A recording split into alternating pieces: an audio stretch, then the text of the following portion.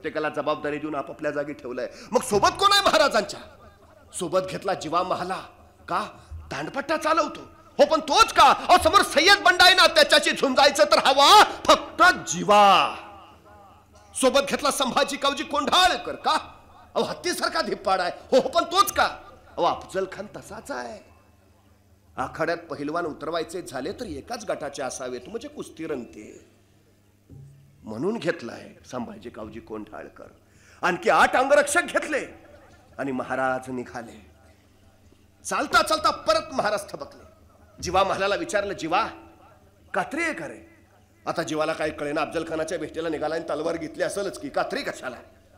महाराजाने परत विचारलं, जीवा कात्री आहे का? आता जीवा नाभिक समाजाचा। जीवा म्हणला, जी आहे की, काढ काढ। जीवा, आमची दाढी बारीक कर, दाढी बारीक कर, इतकी बारीक कर की भेटीच्या वेळी अफजल खानानं हातात धरायची म्हटली तर त्याच्या हातात आली नाही पाहिजे। आमच्या व्यवस्थापनाच्या भाषेत त्याला मायक्रो प्लॅनिंग म्हणतात, सूक्ष्म नियोजन। केस ओढल्यावर काय वेदना होतात ते आपल्याला कळतं। खानानं जर त्या भेटीवेळी दाढी ओढली आणि वेदना झाल्या तर तो एक क्षण आपल्या मृत्यूचं कारण ठरू शकतो। म्हणून महाराज म्हटले, जीवा आमची दाढी बारीक कर, इतकी बारीक कर की भेटीवेळी अफजल खानाच्या हाती आली नाही पाहिजे। किती नियोजन करून निघालेत खान। नियोजनानुसार जातानाच प्रत्येकाला जबाबदारी दिली। महाराजांनी जीवाला सांगितलं, जीवा तू आमच्या बरोबर आत श्यामनात यायचं, पण तू खानाकडे बघायचं नाही, तू माझ्याकडे बघायचं नाही, तू कृष्णाजीकडे बघायचं नाही। आमचं काय चाललंय तुला देणं घेणं नाही, तू फक्त सय्यद बंडा बघायचा बस। संभाजी कावजीला सांगितलं, तू आमच्या बरोबर खाली यायचं, तू श्यामनात आत यायचं नाही, तू श्यामनाच्या बाहेर, तू खानाकडे बघायचं नाही, तू माझ्याकडे बघायचं नाही। आमचं आत काय चाललंय तुला देणं घेणं नाही, पण अफजल खान शामेनातनं जर जिवंत बाहेर आला तर त्याला जिवंत ठेवायचं नाही। ती जबाबदारी तुझी। प्रत्येकाला जबाबदारी दिली आणि महाराज गडावरनं उतरले। 12:30 वाजता गडावरनं निघालेले राजे खानाच्या छावणीच्या बाहेर दुपारी बरोबर 2 वाजता पोहोचले। बरोबर 2 वाजता खानाला वर्दी मिळाली। शिवाजीराजे येत आहेत तसा खान उठून उभा राहिला। समोर पाहिलं 5-5.5 फूट उंचीचे देखणे रुबाबदार राजे शिवाजी आज तक्रम येताना दिसले। तसं खानानं वकिलाला विचारलं, ये हे शिवाजी? वकिलानं मान डोलावली। खान 2 पावलं पुढे झाला, भाऊ फैलावले, आज शिवाजी राजे आणि गळापिटीसाठी राजे पुढे आले। खानाच्या मिठीत गेले, खानाचे भाऊ राजांच्या पाठीवर पडले, दापूरला जोर वाढला, मिठावळी गेली, राजे गुदमरले आणि त्यातून खानाचे कट्ट्यावर राजांच्या मस्तकावर पडत निसटली। दगा जाणवला, फाकणं निघाली, खूप असली खानाच्या पोटात। दगा करत खान कनादला, कोतळा बाहेर पडला, पण त्यातून बेसावत राजानो कृष्णाजी धावून आला। मस्तकावर वार झाला, राजे भेलकांडले आणि त्या संधीचा फायदा घेऊन सय्यद बंडा पुढे झाला। महाराजांच्या मस्तकावर दांडपट्टा चालणार तोपर्यंत जीवा महालाच्या दांडपट्ट्यानं सय्यद बंडाचा हात वरच्यावर उडवला आणि इतिहास पुटपुटला। होता जीवा म्हणून वाचला शिवा।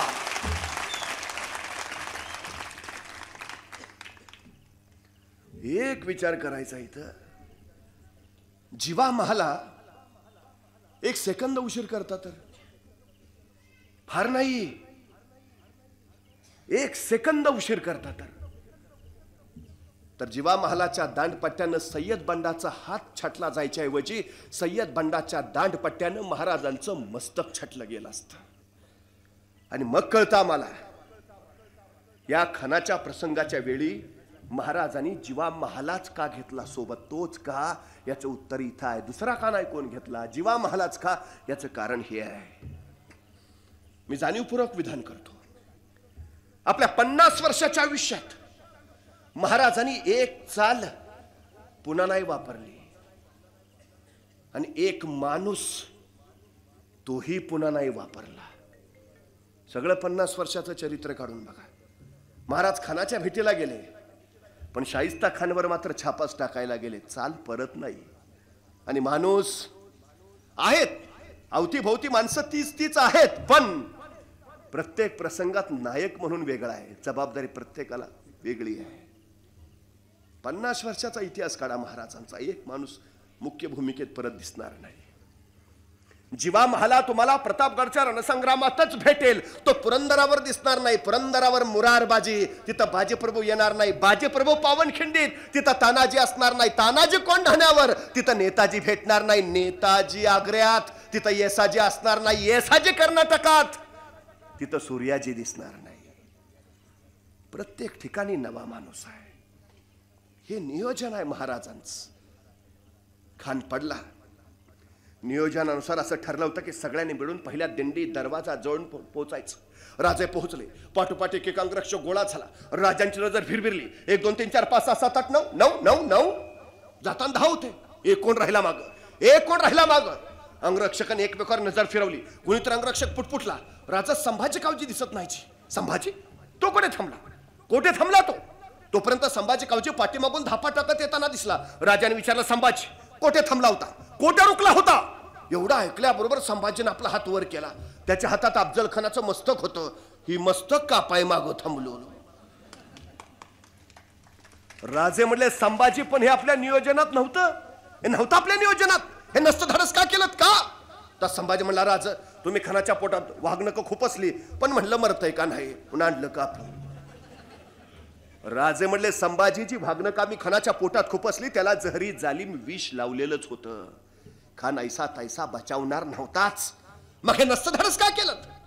संभाजी यदा कदाचित तुम्ही खानाचं मस्तक छाटत असताना पाठीमागून तुमच्या मस्तकावर कुणी वार केला असता तर काय जबाब दिला असता मी तुमच्या आईला? तुमच्या आई तर म्हणाल्या असत्या, शिवाजींनी स्वतःचा जीव वाचवला पण माझा लेक मात्र खर्ची घातला. नाही संभाजी, एक वेळा अफजल खान नाही मेला तरी चालेल, पण स्वराज्याचा एकही मावळा खर्ची पडता कामा नये. गेलेले गडकोट परत घेता येतात, पण गेलेली माणसं परत कशी मिळवावी?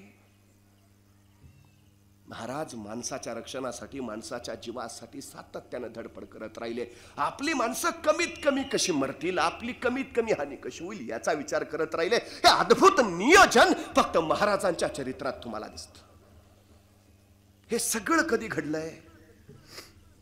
10 नोव्हेंबरला दुपारी 2 वाजता. महाभयानक काय प्रसंग, जीवावरचा मृत्यूशी गाठा. 2 वाजता 10 तारखेला दुपारी घडलाय. मला प्रश्न पडतो, 10 तारखेला दुपारी जर एवढं सगळं रामायण घडलंय तर 11 तारखेला महाराज कुठं असतील? 10 तारखेला घडलंय हे खान नाट्य, 11 तारखेला महाराज कुठं? शेजारी महाबळेश्वरला. हा, मग काल एवढं टेन्शन होतं, 4 दिवस नको का थंड हवेच्या ठिकाणी जायला? कुठं आहेत महाराज?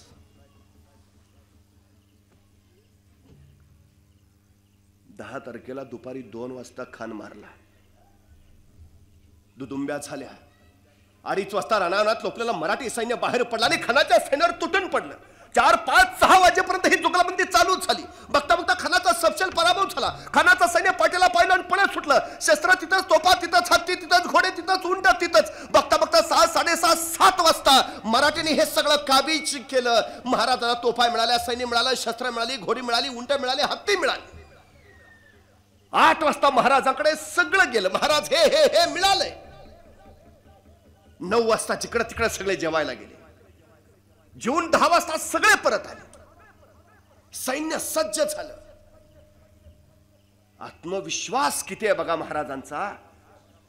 10 तारखेला खान दुपारी 2 वाजता मारलाय. महाराजांना हे 6 महिने आधी माहिती आहे की आपण खान मारणारच आहोत. खान मेल्यानंतर त्याचे हत्ती, घोडे, उंट आपल्याला मिळणारच आहेत. 4000 घोडी घेऊन खान येणार आहे. 2000 पळून जरी गेले तर 2000 घोडी आपल्याला मिळणारच आहेत. 2000 घोडी मिळाली, पण नुसती घोडी मिळून उपयोग आहे का? घोडी चालवणारे प्रशिक्षित घोडेस्वार पण पाहिजेत. महाराजांनी काय केलं? 10 नोव्हेंबरच्या अगोदर 6 महिने आपल्या 2000 लोकांना घोडेस्वारीचं शिक्षण देऊन प्रशिक्षित केलंय आणि त्यांना सांगितलं 6 महिन्यानंतर 10 तारखेला सायंकाळी 5 वाजता तुम्हाला घोडी मिळणार आहेत. बुकिंग झालेलं आहे. किती नियोजन आहे आणि आत्मविश्वास किती. हो, होणारच. 2000 घोडी मिळाली, सैन्य सज्ज झालं. 10:30 वाजता महाराज आले आणि स्वतः महाराजांनी घोड्यावर मान ठोकली. दुपारी 2 वाजता खान मारलाय त्या दिवसाचं सांगतोय मी. रात्री 11 वाजता महाराज आपल्या सैन्यासह परत घोड्यावर मान ठोकून आहेत. स्वराज्याच्या हद्दीतळे प्रतापगडापुरतीच मर्यादित आहे. 11 वाजता हर महादेवचा गजर झाला. महाराजांनी घोड्याला टाच मारली आणि महाराज सैन्य निघाले. बघता बघता वाई प्रांत जिंकला. महाराज सातारा प्रांतात घुसले. सातारा प्रांत काबीज केला. महाराज वारणा नदीच्या खोऱ्यात गेले. वारणा नदीचं खोरं जिंकलं. महाराज कोल्हापूर प्रांतात शिरले. कोल्हापूर प्रांत काबीज केला आणि 1 डिसेंबर 1659 महाराजांनी पन्हाळ्यावर भगवा फडकावला. म्हणजे उन्हापुऱ्या 20 दिवसात 200 किलोमीटर आणि 18 किल्ले एवढा प्रांत महाराजांनी काबीज केला. या राजाला विश्रांती माहिती आहे. 10 तारखेला दुपारी 2 वाजता खान मारतायत आणि रात्री 11 वाजता तयार होऊन परत निघतायत. ते थेट सलग 20 दिवस 200 किलोमीटर आणि 18 किल्ले घेऊन थांबतायत. विजयाचा एक उन्माद पुढच्या काही लढतींसाठी प्रेरणा देणारा ठरतो. अफजल खानावरचा विजय महाराजांनी प्रेरणा म्हणून वापरला आणि एवढा प्रांत काबीज केला. तर आता बघा ना, पोराची नुसती 10वीची परीक्षा होऊ द्या, आता महिनाभर आपल्याला काय सांगायचं नाही. मोठा थकला तो. या राजाला विश्रांत काय यश मिळतं? 5 किलोमीटरची शर्यत जिंकणार एका स्पर्धकाला विचारलं, तुझ्या जिंकण्याचं रहस्य? म्हटलं, मी थांबलो नाही. काय अप्रतिम उत्तर आहे. सातत्यानं जी माणसं काम करत राहतात, सातत्यानं न थकता जी जातात, ती यशस्वी होतात. महाराजांच्या यशाचं सगळ्यात मोठं रहस्य ते आहे. साधी गोष्ट सांगतो. महाराजांच्या राणी सरकार आहेत काशीबाई, मृत्यूशय्येवर होत्या.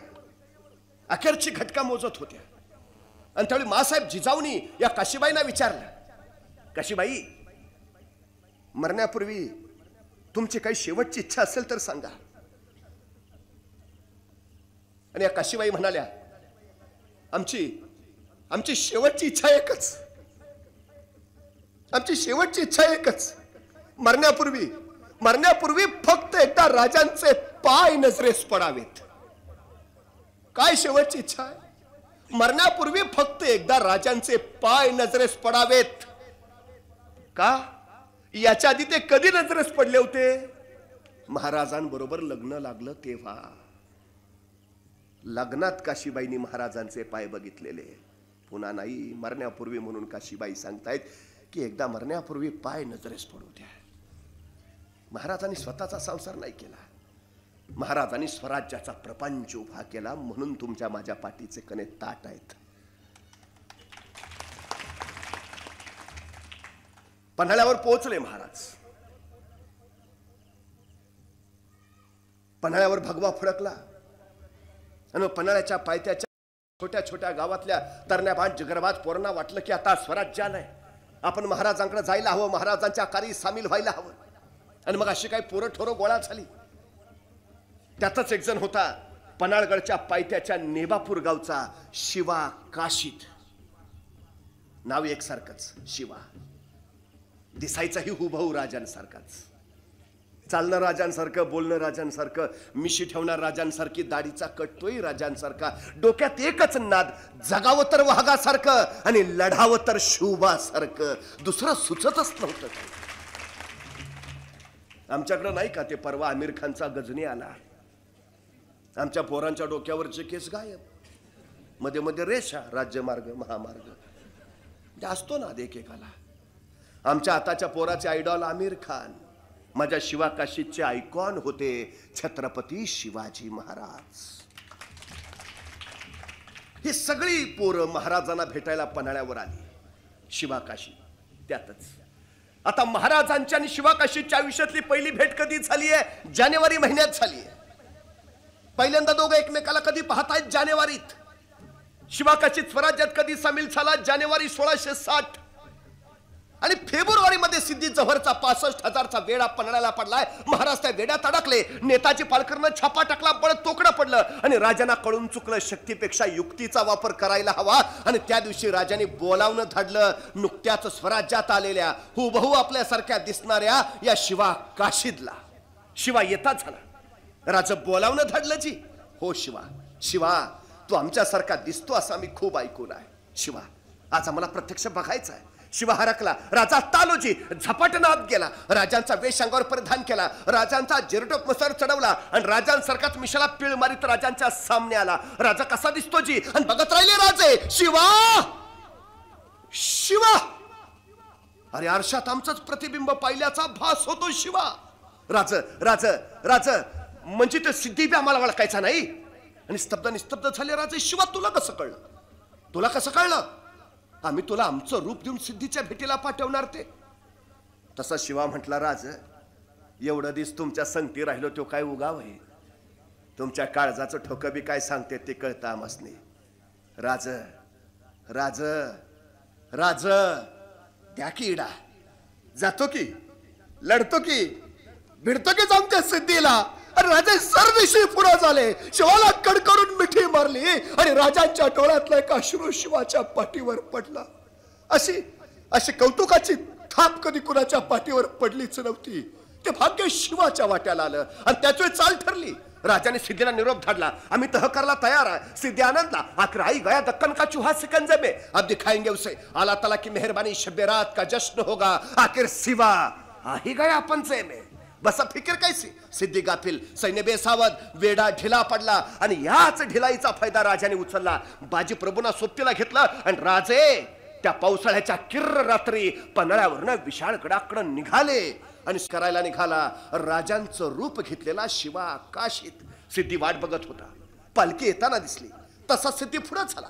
आओ शिवाजी राजे. पालखीचा पडदा सरकला. आस्ते करम राजे शिवराय खाली उतरले. सिद्धी पुढे झाला. गळाभेट झाली. चलिये राजे. आणि राजांची पावलं शामनाच्या दिशेने पडू लागली. पण त्याच वेळी दोन संशयी डोळे रोखले गेले होते राजांवर. राजांची पावलं शामनातून आत पडणार त्याच वेळी ते दोन संशयी डोळे पुटपुटले. ये शिवाजी नाही हो सकता. आणि थबकला सिद्धी. म्यानाता नंगे तलवार लकलकली. सब दिशे चालली. रक्ताची चिळकांडी यात्रेचा कल्लोळ उडाला. शिवा रक्ताला व्याकुळला आणि सिद्धी विचारता झाला, सच बता तू ये शिवाजी? आणि कडाडला शिवा, अरे हा मैं ही हूं शिवाजी. दुसरा तिसरा चौथा वार वारांची बहुचार झाली. सिद्धी विचारत राहिला आणि शिवा सांगत राहिला, अरे हा मैं ही हूं शिवाजी. मग मात्र सिद्धी वळाला त्या दोन संशयी डोळ्याकडे. ते दोन संशयी डोळे होते फाजल खानाचे. अफजल खानाचा मुलगा फाजल खा. सिद्धी ने विचारलं, कैसे कह सकते हो, ये शिवाजी नहीं है? तसा फाजल खान म्हणाला, हुजूर मैंने देखा है शिवाजी राजे को. अफजल खान भेटीच्या वेळी मी बघितलंय शिवाजी राजांना. त्यावेळी झालेल्या झटापटीमध्ये शिवाजी राजांच्या मस्तकावर तलवारीचा वार झालाय. हे जर खरे शिवाजी तर यांच्या मस्तकावर तलवारीच्या वाराची ती खून पाहिजे.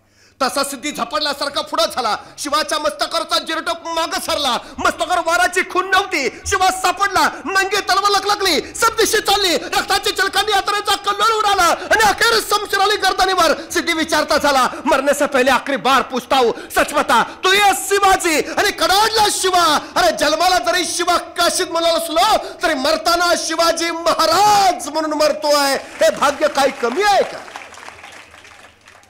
अरे या शिवाची छाती तुला फोडता आली नाही. माझ्या राजाची पाठ तू काय धरणार? सोडून दे खाप. पण त्याच वेळी सिद्धीची समशेर चालली आणि शिवाचं मस्तक थडा वेगळं झालं. शिवा पडला. संपला. मला राहून राहून प्रश्न पडतो. जानेवारीतली पहिली भेट आहे महाराज आणि शिवा काशीची. आयुष्यातली पहिली भेट. फेब्रुवारी मध्ये सिद्धी जव्हरचा वेढा पडतो आणि अवघ्या 6 महिन्यात महाराज या शिवाला विचारतात, शिवा आमचं रूप घेऊन जातोस? ए शिवा मरायला तयार होतोस? आणि शिवा म्हणतो, होतो. झाला गेला आणि मेला. या 6 महिन्याच्या काळात शिवाजी महाराजांनी त्या शिवा काशीच्या उरात असं काय पेरलं असेल की शिवा काशीत मरायला तयार व्हावा? अनेक राजांनी गिरिदुर्ग उभारले. अनेक राजांनी जलदुर्ग बांधले. अनेक राजांनी भूदुर्ग तयार केले. पण माझ्या राजानं नरदुर्ग उभा केले. हे माझ्या राजाचं सगळ्यात मोठं वैशिष्ट्य आहे. तानाजी, बाजी, येसाजी, कोंडाजी, कडतोजी, कुणाचंही आयुष्य घ्या, कसं जगावं आणि कसं मरावं याचं यथार्थ ज्ञान देतात. राष्ट्रीय चारित्र्य घडवलं. नॅशनल कॅरेक्टर्स उभा केली महाराजांनी. देशासाठी जगावं, देशासाठी मरावं असं सांगणारी ही मांद्याळी ही स्वराज्याच्या यशाचा सगळ्यात मोठा पाय आहेत. शिवा पडला, संपला. विशाळ गडावर सुखरूप पोचलेल्या महाराजांच्या कानावर ही बातमी गेली की आपलं रूप घेतलेला शिवा मारला गेला आणि तक्षणी महाराज निघाले, आम्हाला जायला हवं. आजोबाचं सोबती चमकले. महाराज कुठं? पन्हाळ्याच्या पायथ्याला, नेबापूरला. शिवा काशीच्या आईना निरोप द्यायला हवा. तिचा पोर मातीसाठी गेलाय. पर महाराज आत्ता त्या सिद्धेच्या येड्यातनं सुटला, आता परत त्या मरणाच्या मुलखात कशा पायी जावंच लागेल. शिवा काशीच्या आईला निरोप द्यावा लागेल. महाराज त्यो आम्ही कुणी बी जाऊन देतो. नाही, शिवा शिवा काशीत म्हणून नाही, शिवा शिवाजी महाराज म्हणून गेला हे लक्षात ठेवा. मेलेला शिवा काशीत नाही, मेला तो शिवाजी राजा. जिवंत आहे तो शिवा काशीत. आईला भेटायला हवं. राजा असं करू नका. लाख मेले तरी चालतील, पण लाखाचा पोशिंदा वाचला पाहिजे. राजा त्या मरणाच्या मुलखात परत नको. नाही, जायलाच हवं. आणि राजा तिथून तडक निघाले न ऐकता. पन्हाळ्याच्या पायथ्याला नेबापूर गावी शिवा काशीच्या आईला भेटायला निरोप दिला गेला. आणि शिवा काशीच्या आईला कोण आनंद झाला. लाख लाख दिवसाचं स्वप्न पुरं होत आहे. माझा माझा माझा राजा येतोय. अहो, डोळ्याच्या पंचारती करून ती राजाची वाट पाहत राहिली. हातात पंचारतीचं ताट घेऊन. आणि आले आले आले राजे आले. शिवा काशीच्या आई लगबगीनं पुढं झाली. राजांना पंचारतीनं ओळायला लागली. कळेना राजांना कशाला ओळते. असा कुठला पराक्रम गाजवला की आरती करावी आमची. अगं तुझा पोर मातीसाठी शहीद झाला हे सांगायला आलो आई. ओळते कशाला. पण राजांच्या ओठातनं शब्दच फुटेना. तशी शिवा काशीच्या आई राजांना म्हणाली, ये ना राजा, आत आत घरात तर ये. जड पावडण राजे आत आले. शिवा काशीच्या आईने एक फटकं धडूतं खाली टाकलं. बसना बसना राजा. राजे त्या धडुत्यावर बसले. तशी शिवा काशीच्या आई शिवा काशीच्या बायकोला म्हणाली, अगं गुळपाणी तरी आण. तोंड तोंड तर गोड कर राजाचं. शिवा काशीची बायको लगबईनं गुळपाणी घेऊन आली. राजांपुढे ठेवलं. शिवा काशीच्या आई म्हणाली, घे ना राजा, तोंड तोंड तर गोड कर. कळेना राजाला. अगं कसं तोंड गोड करू. तुझ्या पोराच्या मृत्यूची कडू बातमी घेऊन आलो आई. तोंड कसं गोड करू. पण राजांच्या ओठातनं शब्दच फुटेना. तशी शिवा काशीची आई म्हणाली, राजा एक सांगू का. राजा म्हटले, बोल. अरे येड्या, एवढ्या जीवावरच्या संकटातनं वाचलास, सिद्धीच्या येड्यातनं सुटलास, मग पहिल्यांदा तुझ्या आऊकडं जिजाऊकडं जायचं सोडून वाट वाकडे करून मायाकडं का राहिलास. तसे राजे म्हटले, आई अगं तू सुद्धा जिजाऊच की ग. तसं नवर राजा, पण आईची माया तुला नाही कळायची. 6 महिने तुझ्या वाटकडं डोळं लावून बसली असेल ती. तिच्याकडे जावं पहिले. तसे राजा म्हटले, आई अगं एक शिवा गेला पुन्हा दुसरा शिवा तुझ्या भेटीला आला. तुझा शिवा गेला आई. तुझा शिवा मातीसाठी खर्ची पडला. तशी शिवा काशीची आई म्हणाली, ते काय मला ठाव नाही वे राजा. आणि चमकले राजे. अरे तुला कसं कळलं. अगं तो निरोप द्यायला तर आम्ही आलो, तुला कसं कळलं. तशी शिवा काशीची आई म्हणाली, अरे येड्या, गावच्या येशीतून येताना तुला बघितला, तेव्हा तू एकलाच दिसला, तवाच वळखलं. माझा शिवा चित्ता नाही राहिला. अरे माझा शिवा जित्ता असता तर आता तुझ्या संगती नसता आला. धन्य धन्य आई. म्हणजे स्वतःचा पोर गेला हे माहिती असून तू आनंदानं पंचारती घेऊन माझं स्वागत करायला आलीस, माझं तोंड गोड करायला लागलीस. धन्य आई. अगं तुझा पोर मातीसाठी गेला, देशासाठी गेला. एवढं ऐकल्यावर मात्र शिवा काशीच्या आईच्या डोळ्यातनं घळघळ पाणी उकळायला लागलं. तिला हुंदकावर आहे ना. आणि राजे म्हणाले, शोकावर आई. अगं शोकावर कशाला रडते. पण शिवा काशीच्या आईचे अश्रू थांबे ना. राजे म्हटले, आई एकुलता एक पोर गेल्याचं दुःख काय असतं ते आम्हास कळतं, पण आई शोकावर. तसे तार दिवशी शिवा काशीची आई म्हणाली, कोण म्हटलं राजा माझा पोर गेला म्हणून मी रडतीये. कोण म्हटलं माझा लोक मेला म्हणून मी रडतीये. नाही, माझा पोर गेला म्हणून मी रडत नाही. मी रडते एवढ्यासाठी की त्या देवानं मला एकच लोक का दिला. आणखी 4 दिला असतं तर आता तुझ्या संगती नसतं धाडलं. माझा पोर गेला म्हणून नाही, त्या देवानं मला एकच लोक का दिला म्हणून रडते म्या. कळे ना राजांना. पण त्याच वेळी शिवा काशीची बायको म्हणाली, आत्याबाई असं का हो म्हणता. तुम्हाला एकच लोक, मग म्या कोण. म्या कोण. धनी.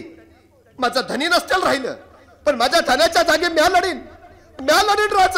आणि तार दिशी उभा राहिले राजे. अरे धन्य धन्य. ज्या माझ्या स्वराज्यात तुमच्यासारख्या माता भगिनी, त्या माझ्या स्वराज्याला शौर्य वीरांची कधी कमीच नाही पडणार. आणि आश्चर्य वाटेल, ही शिवा काशीची बायको आहे ना. ही शिवा काशीची बायको स्वराज्याची पहिली स्त्री सैनिक म्हणून पन्हाळ्यावर लढलीये.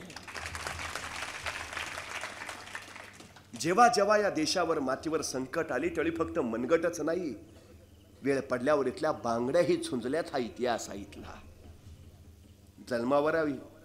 जन्मल्यावर इथले आयुष्य सुरू होत नाहीत, मेल्यानंतरच इथले आयुष्य सुरू होतात असा इतिहास आहे या मातेला.